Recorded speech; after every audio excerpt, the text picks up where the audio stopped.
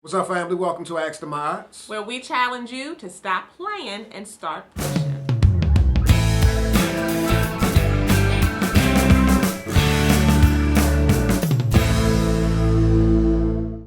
This right here is my best friend, Oh. Iana Key Ma'at. Well, you said my whole name. Okay. And this right here is my best friend, Ayize Kimathi Marel Ma'at. I love you. I love you too. Stop. Got me blushing on here. What's up, y'all? What's happening?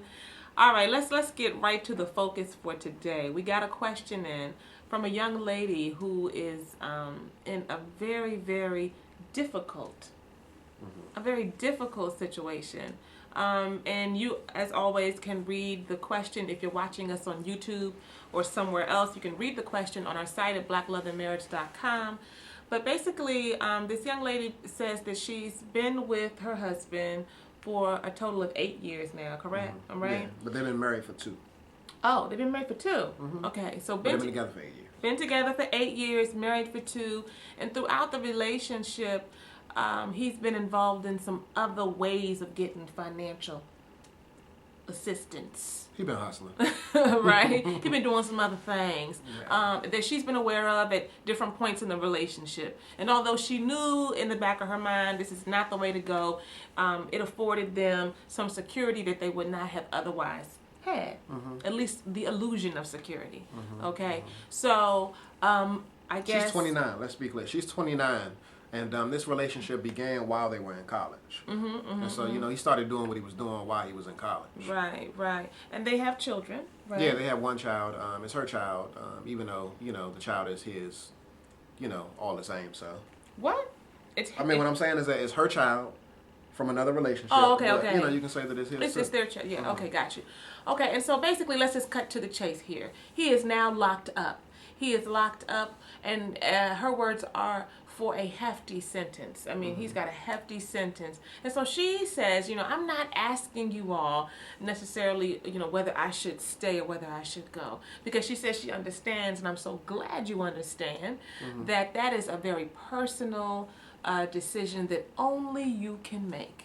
Only you can make. But she says, I'd like to hear your perspective. I'd like to hear what your thoughts are on this situation. Because she loves him. She said, I knew that I loved him before I ever uttered the words. He's a good man, but he's locked up for a long time. What do we have to say on this difficult Yeah, situation? one thing that my wife said when we first read this question was that, some questions could be categorized as like sacred. And this is something that you don't want to take lightly because, really and truthfully, the decision that you make is going to have implications not just for you but for your child as well. So you need to make sure that you're, very mindful. And it seems as though just in your letter that you want a response taking all of that into consideration. So what I'll say is that at the end of the letter, you ask the question, is it realistic for you to be in this relationship? Right. What I'll say is that I'm not going to answer the marriage piece if it's realistic for you to stay married because, again, you mentioned that's a personal decision. But when it comes to your relationship with him, I'll say absolutely. It's very much so realistic for you to maintain or be in relationship with him while he's locked up. And the reason why I'm saying that is this. Your relationship, it extends beyond the marriage. You all had a friendship prior to becoming married. And so what I'm saying to you is that even if you make the decision that you no longer want to be married to him, you can still make the decision as well to remain in relationship with him. So you can visit him, you can write him, you can still be in relationship with him and continue on with your life. But I think that it's very much so realistic for you to still be in relationship with him while he's locked up. It may look different because he's locked up, but you can still have a relationship nonetheless. In terms of the marriage piece and being married, you said you don't want to know if you should, leave or stay. But you did say you want to know, is it realistic? There are lots of people out here who have families and a family member is incarcerated. So what I would encourage you to do is to seek out some resources. If you send us a separate email reminding us that you would like to get that information. Remind us. Yes. Asking for that. I can connect you with some resources that are out there for families who have a spouse or a parent or what have you, that's incarcerated. And families function that way. Families stay together that way for many, many, many years. So I want you to know that it is very realistic. But the real question is, as you know, is it realistic for you? Is it something that you can function with? Is it something that can even become a part of your paradigm? Because a true paradigm shift has to take place to be in relationship, to be married to, and to have a family that functions when one person is incarcerated. Because indeed, that person can still make decisions about what happens in the family, but indeed there's conflict that comes up that looks differently because they're not there every day. There's all kinds of things to think about, but it is possible. It is possible.